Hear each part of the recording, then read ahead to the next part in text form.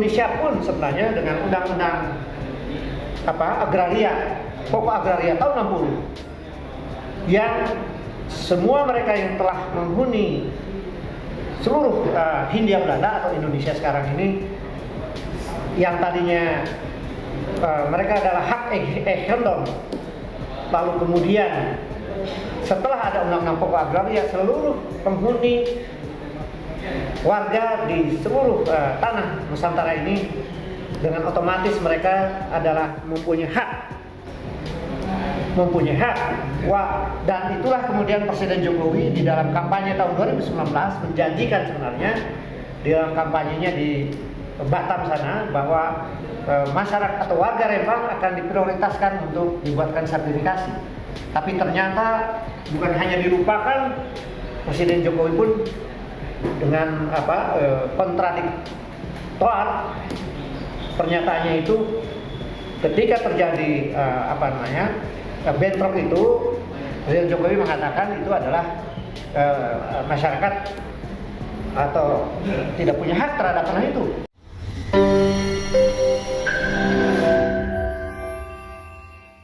Terima kasih Pak Moderator dan Pak Marwan, narasumber yang lain. Kita sudah mendengarkan tadi pengantar dari Pak Marwan bahwa masalah Rempang ini sangat kompleks ya. Dan reaksi masyarakat yang luar biasa dari berbagai jaringan Melayu gitu. Kemudian saya baca malahan Ketua Asosiasi Kesultanan Nusantara sudah membuat sebuah pernyataan juga yang membela tentang nasib 17.000 keluarga lah atau orang di Melayu Pulau Rempang. Nah, mengapa ini adalah sangat rawan sebagai sebuah proyek strategis nasional yang latar belakangnya itu sebenarnya panjang. Jadi para hadirin sekalian, penolakan terhadap proyek Rempang ini menurut saya ada 3 dimensi ya.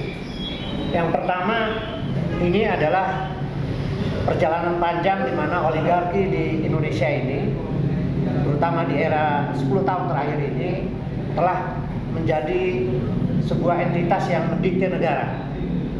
Termasuk nanti kita bisa lihat bagaimana Rempang itu dijadikan sebuah objek yang bukan hanya proyek investasi yang merugikan rakyat Rempang di sana, tetapi rawan dari sisi geopolitik sebenarnya. Dari sisi investasi itu sendiri memang pemerintah telah menyiapkan sejumlah regulasi yang juga itu adalah pengaruh dari sekelompok pebisnis kecil yang mengendalikan perekonomian dan negara, yaitu dengan dimunculkannya apa yang disebut dengan Undang-Undang Omnibus Law, Undang-Undang Cipta Kerja, yang ini menjadi payung dari nanti ada investasi-investasi yang melegitimasi ada hutan lindung dilanggar, rakyat di relokasi dan sebagainya dalam rangka investasi. Nah, jadi regulasi ini sudah disiapkan sejak tahun 2022 ya, dan kemudian Mahkamah Konstitusi pun menolak karena ini adalah inkonstitusional walaupun bersyarat dan tidak diperbaiki, sehingga akhirnya jadi Perpu dan kemudian jadi undang-undang sekarang. Tetapi bukan itu saja, ada undang-undang lain, ada undang-undang KPK itu dalam rangka melindungi bagaimana kecenderungan korupsi skala besar ini bisa ditangkal, dihindari untuk disidik oleh KPK misalnya. Nah, dengan undang-undang atau regulasi, sejumlah regulasi, termasuk undang-undang MK misalnya, itu adalah ternyata orientasi menawarkan investasi asing yang seluas-luasnya di dalam perspektif pembangunan di Indonesia rupanya telah makin nampak, apalagi sejumlah perdebatan tentang Rempang pun pembelaan dari kalangan petinggi, Menko Perekonomian, Menko Polhukam, Menko Investasi, yang seolah-olah kehadiran rakyat Rempang, warga Rempang yang sudah notabene hadir dalam sejarah 1834 yang notabene sekitar 2 abad lebih, itu dinafikan dan mereka diancam supaya hengkang pada akhir September ini, dan terjadilah sebuah penolakan dari warga Rempang tanggal 7 September, dan diduga menurut Komnas HAM ada pelanggaran HAM sudah terjadi, dan akan, kalau ini kemudian relokasi paksa ini juga dilakukan, maka ini tadi sudah disampaikan oleh moderator, ini adalah merupakan suatu pelanggaran HAM berat. Padahal kita tahu baru saja Brazil mensahkan Mahkamah Agungnya bahwa hak masyarakat adat itu sudah disahkan di hukum nasional di Brazil, dan Indonesia pun sebenarnya dengan undang-undang agraria, pokok agraria tahun 60, yang semua mereka yang telah menghuni seluruh Hindia Belanda atau Indonesia sekarang ini, yang tadinya mereka adalah hak eigendom, lalu kemudian setelah ada undang-undang pokok agraria, seluruh penghuni warga di seluruh tanah Nusantara ini dengan otomatis mereka adalah mempunyai hak. Dan itulah kemudian Presiden Jokowi di dalam kampanye tahun 2019 menjanjikan sebenarnya di dalam kampanyenya di Batam sana bahwa masyarakat atau warga Rempang akan diprioritaskan untuk dibuatkan sertifikasi. Tapi ternyata bukan hanya dilupakan, Presiden Jokowi pun dengan kontradiktor pernyataannya itu ketika terjadi bentrok itu, Presiden Jokowi mengatakan itu adalah masyarakat atau tidak punya hak terhadap tanah itu, dan ini adalah hak negara yang diserahkan kepada investor. Nah, oleh karena itu saya kira kita harus mengkonstruksi kembali tentang kehadiran apa yang disebut dengan grup konglomerasi yang sudah tumbuh sejak tahun 50-an, besar pada tahun zaman Soeharto, tapi zaman Soeharto ini konglomerasi dikontrol oleh negara yang sifatnya memang otoritarian, sehingga berkembangnya konglomerasi pada zaman Soeharto tidak membuat kelompok bisnis konglomerasi ini mendikte negara dalam bentuk oligarki. Nah, pada periode pemerintahan awal Orde Baru, awal reformasi, kita menganut demokrasi yang sangat bebas, dan kemudian awal-awal itu sudah ada peristiwa BLBI, yaitu sejumlah obligor yang notabene adalah konglomerasi bisnis yang sudah tumbuh zaman Soeharto, yang mereka memperoleh bantuan likuiditas dari Bank Indonesia, dan kemudian mereka pada zaman Presiden Megawati, utang mereka dengan SKL itu dianggap lunas. Nah, kita tahu bahwa di antara obligor itu ada belasan orang yang akhirnya menjadi bagian dari sejumlah orang kaya, super kaya di Indonesia. Jadi demokratisasi politik yang tidak diikuti oleh demokratisasi ekonomi membuat konglomerasi bisnis di zaman era reformasi ini terjadi booming yang luar biasa, dan pertumbuhan ekonomi yang 5% itu jatuh kepada akumulasi orang-orang korporasi yang ada di korporasi besar bisnis ini. Nah, pada tahun 2024 kita tahu adalah pemilu pertama secara langsung, Pilpres, yaitu terpilihnya SBY dan terpilih kembali pada 2009, memerintah 10 tahun. Pada saat itu menurut saya era SBY dengan demokrasi yang relatif terjaga, KPK masih independen, maka pertumbuhan konglomerasi ini belum mewujud dalam apa yang disebut dengan struktur oligarki bisnis. Mereka berkembang, mengakumulasi kekayaan luar biasa, tetapi belum mendikte negara. Tetapi sejak 2014 sampai hari ini, dengan berlakunya mereka para pengusaha besar konglomerat bisnis ini menjadi investor politik, lama-kelamaan makin mendalam struktur konglomerasi ini, dan mereka mewujud di dalam proses apa yang disebut oligarki, yaitu sekelompok kecil pebisnis ini yang mengendalikan perekonomian maupun politik. Mereka lah menjadi investor politik di era 10 tahun terakhir ini, baik pemilu 2014, 2019 sampai nanti mungkin 2024. Nah, mengapa kehadiran oligarki ini hubungannya dengan Rempang? Rempang adalah salah satu investasi yang bermasalah, tapi bukan hanya satu-satunya. Itu Rempang dengan adanya pabrik kaca yang mau dibangun oleh Shinji, perusahaan kaca salah satu terbesar di dunia, milik RRC sana, yang nanti berkongsi dengan grup Artagraha, memang adalah ekstrim, terjadi di mana rakyat akan tergusur. Tetapi permasalahan sudah terjadi, konglomerasi bisnis yang sudah menjadi oligarki ini telah juga mengendalikan pertambangan nikel di Morowali, di Konawe, di Ternate, dan sudah juga terjadi masalah-masalah di mana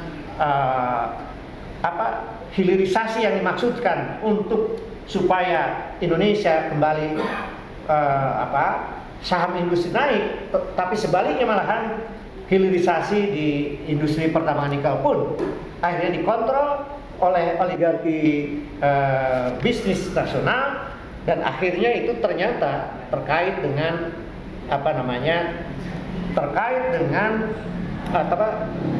dominasi industri permobilan China yang mengontrol pertambangan nikel, yang kemudian hilirisasi, di mana baterai menjadi salah satu modal untuk industri mobil listrik. Kemudian belum tambang yang lain. Yang notabene di era 10 tahun terakhir ini adalah terkait dengan kaitannya dengan ekspansinya investor China terhadap Indonesia. Memang sebelum di era 10 tahun terjadi juga ekspansi Amerika di di perbisnisan tambang minyak dan emas dan sebagainya, Freeport, lalu Exxon. Yang jadi masalah adalah konglomerasi yang kemudian menciptakan oligarki, yaitu mengendalikan bisnis dan perekonomian nasional, dan pada akhirnya karena juga mereka investor politik telah mendikte negara. Mereka telah menciptakan regulasi-regulasi yang menguntungkan sebesar-besarnya proses konglomerasi bisnis, tapi sangat merugikan dalam perspektif kesejahteraan nasional atau masyarakat secara keseluruhan. Kita bisa lihat datanya bahwa terutama sejak pandemi, bahwa rekening yang di atas 5 miliar yang notabene adalah sampai triliunan, itu terjadi kenaikan yang spektakuler, sementara 50% penduduk mengalami rekening yang di bawah 5 miliar, 1 miliar, bahkan ratusan juta itu mengalami declining. Artinya ketika terjadi oligarki bisnis yang mengontrol perekonomian dan mengontrol politik, berdampak kepada ketimpangan yang makin buruk, terutama 10 tahun terakhir ini, 5 tahun terakhir ini. Salah satu indikator yang bisa sangat tajam mengungkapkan tentang ketimpangan Indonesia yang sangat mengkhawatirkan adalah apa yang disebut dengan Material Power Index, yaitu bahasa populer lainnya adalah indeks oligarki. Waktu dirilis pertama oleh Jeffrey Winter, di antara puluhan negara, Indonesia adalah kedua terburuk, yaitu pada tahun 2014 indeksnya yaitu 40 orang paling kaya, mencerminkan dari kehadiran oligarki dengan income per kapita, dan itu adalah indeksnya 678.000, tetapi kemudian meningkat lagi 2018 menjadi 720.000, 2020 menjadi 750.000, dan saya hitung pada tahun 2022 telah melebihi 1 juta kali ketimpangan, dan itu saya duga adalah ketimpangan yang paling buruk. Jadi Rempang adalah akan menjadi pemicu ketimpangan yang makin buruk dan terjadi dominasi oligarki terhadap perekonomian dan termasuk mendikte para aktor-aktor politik. Nah, tidak hanya berhenti di situ, Rempang punya dimensi lain. Ini yang dimensi kedua yang ingin menguatkan sebuah alasan bahwa memang pantas kalau proyek Rempang ini lebih baik dihentikan. Yaitu Rempang ini berada di Alki Selat Sunda. Artinya lalu lintas dengan transaksi perekonomian dunia yang luar biasa besar. Itu satu. Yang kedua juga Pulau Rempang adalah sangat dekat dengan Malaysia, Singapura dan Malaysia, dan dekat dengan Laut Cina Selatan. Nah, Xinji sebagai investor China yang salah satu terbesar di investasi di berbagai negara yang memanfaatkan pasir kuarsa untuk kaca, itu tidak semata-mata menurut saya berdimensi bisnis murni. Mengapa? Karena ini adalah merupakan instrumen bagi China, di mana China mempunyai prinsip das line, di mana Laut Cina Selatan yang diklaim secara historis sebagai miliknya. Dan ada 9 negara yang juga berbatasan dengan itu, bukan hanya Indonesia, tapi juga akhirnya berkepentingan terhadap rivalitas dengan Amerika.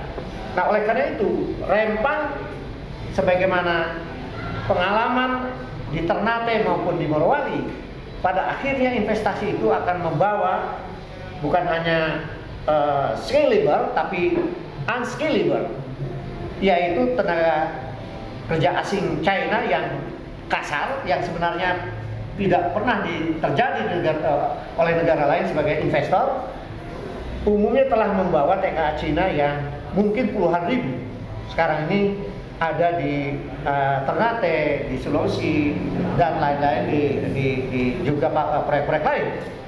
Jadi kalau Rempang dijadikan proyek oleh China sebagai bagian dari longitudinal plan China yang 100 tahun, di mana dia ingin mengirimkan, karena penduduknya sudah 1,5 miliar lebih, dalam proyek-proyek investasi, dikirimkanlah tenaga kerja kasar, diduga juga kadang-kadang itu mungkin latar belakangnya adalah militer, maka Rempang menjadi sangat rawan dalam perspektif geopolitik rivalitas Amerika dan China, sehingga selayaknya Indonesia harus waspada dan paling baik kalau ini dibatalkan. Nah, jadi dimensi investasi yang bermasalah, yang kawin-mawin dengan problem geopolitik yang juga sangat sensitif terhadap eksistensi negara dan kedaulatan negara Indonesia sendiri, sebaiknya Indonesia memilih non-aliansi atau non-blok dalam perspektif geopolitik ini, karena negara-negara sekutunya seperti Jerman, Inggris, bahkan Prancis juga sudah mulai bersiap-siap dalam konflik Laut Cina Selatan. Tentu saja Amerika dan China juga punya sekutunya dengan Korea Utara dan kemudian Rusia. Maka Indonesia sebagai big brother ASEAN sebaiknya berkumpul dengan negara-negara ASEAN untuk bagaimana menangkal tentang problem Laut Cina Selatan ini, kaitannya juga dengan Rempang nanti, agar ASEAN dijadikan battlefront, agar investasi yang berbau ekspansi wilayah dari China ini pun bisa ditangkap. Saya kira sementara dari saya demikian.